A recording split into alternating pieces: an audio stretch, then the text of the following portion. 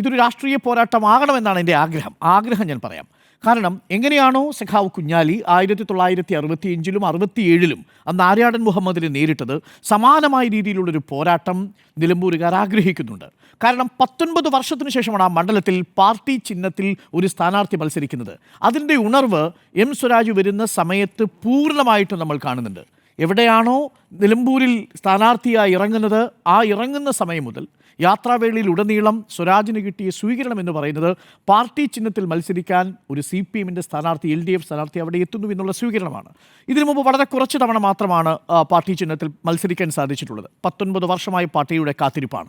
അപ്പോൾ സംഘടനാപരമായൊരു ഉണർവ് പാർട്ടിക്കുണ്ടാകുന്നു. അപ്പോൾ ആദ്യഘട്ടത്തിൽ ഒരു രാഷ്ട്രീയ പോരാട്ടം നടക്കണം.